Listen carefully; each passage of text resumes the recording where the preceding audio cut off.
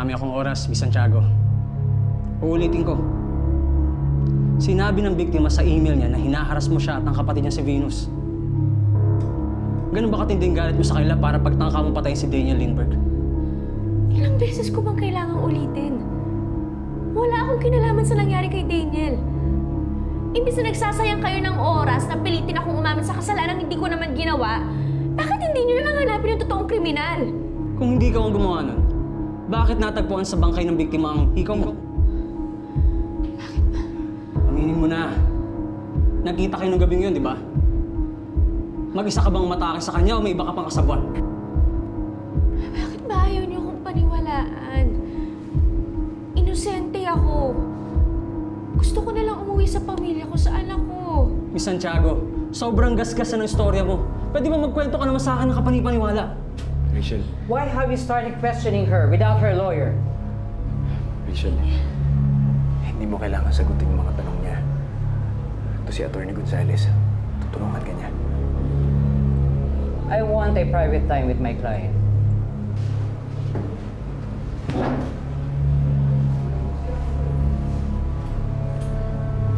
Attorney, pwede ko ba siya makausap ng sandali?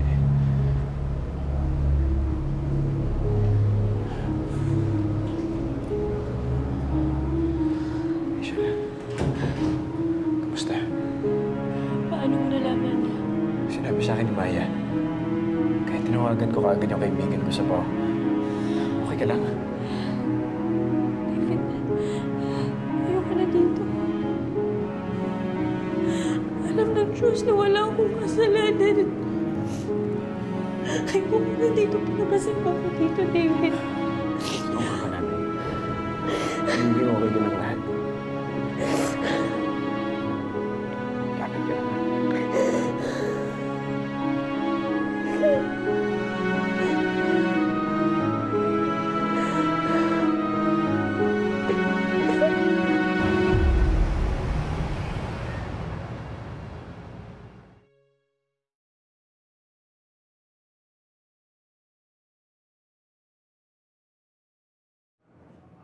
Hindi pa po ba tapos ang pagtatanong ninyo?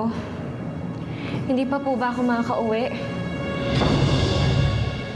Sorry to disappoint you. It's just me, your mortal enemy, your living nightmare, at ang magandang Diyosa na nagpabagsak sa'yo. Iya ka. Wala akong atraso sa'yo para idiin mo ko. Hindi ako nanakit kay Daniel. It doesn't matter kung inosente ka. Ang importante, ang tingin ng lahat, ikaw ang may kasalanan, including Gavin. Kaya huwag ka nang umasang makakauwi ka pa.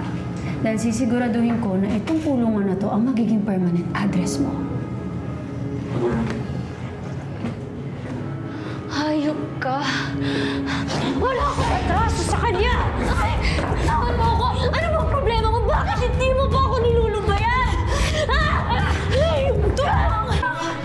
Ay! Ito na ba? Tanong mo! Tama na, ma'am! Tama mo! Ano nangyayari dito? Rachel! Venus! Sinungaling ang babaeng yan!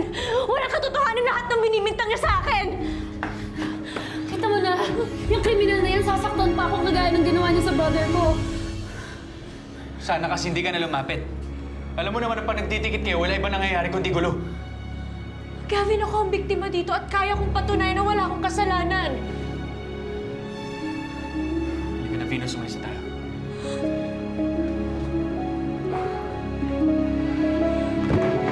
Ano ba?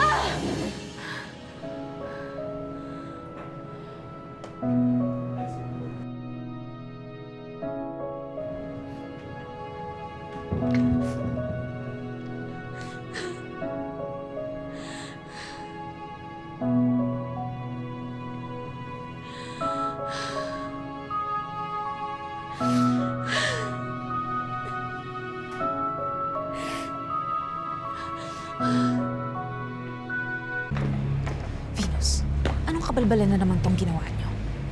Paano nahuli si Rachel? Eh, wala naman siyang ginagawang masama.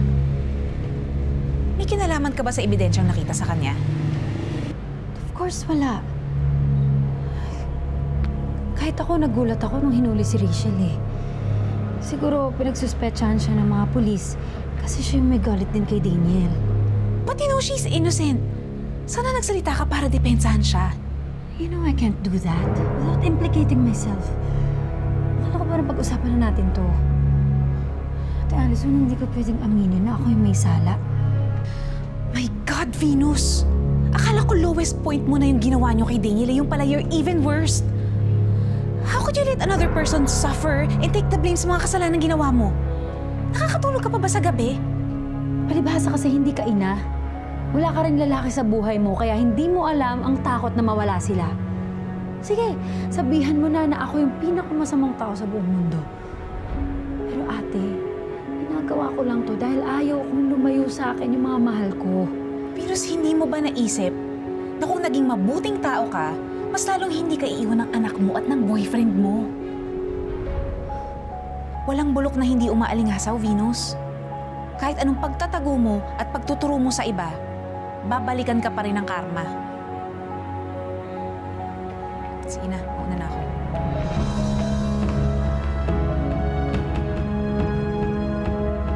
David? Ano? Kamusta ka? Nakakatulog ka naman.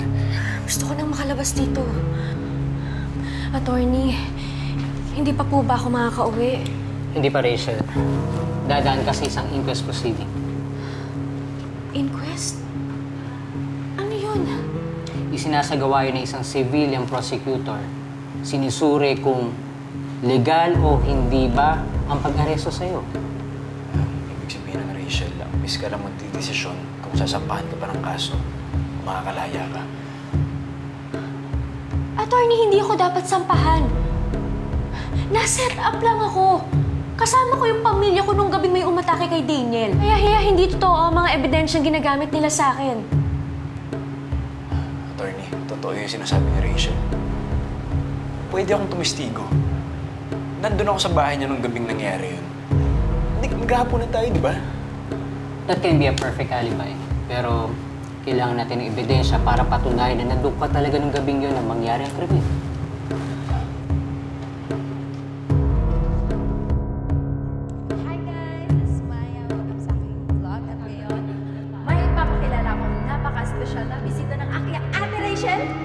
Yan, si Ate Rachel at ang kanyang napaka-special friend. Special friend.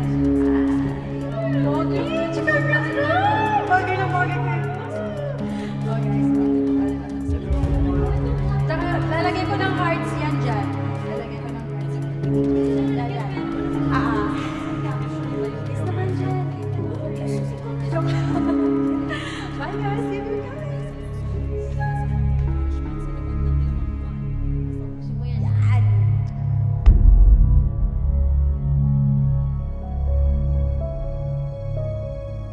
Attorney, kumukuha ng video nun si Maya. Magagamit natin yun. Magpapatunay yun, nandun lang ako sa bahay ng mga oras na yun.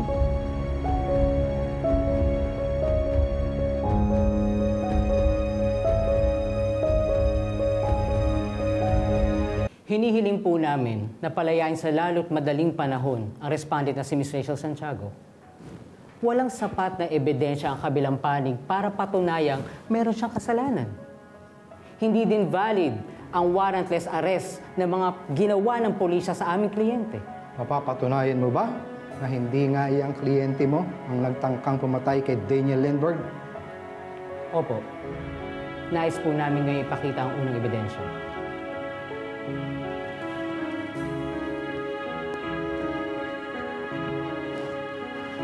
Hi guys! This is Maya. Welcome sa aking vlog. At ngayon, may ipapakilala ko na napaka-special na bisita ng aking Ate Rachel.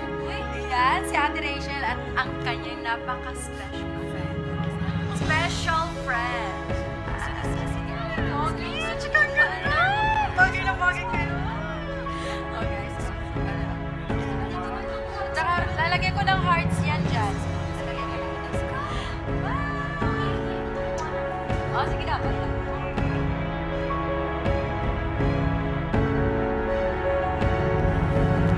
Kuha ang video na yan sa tahanan ng mga Santiago.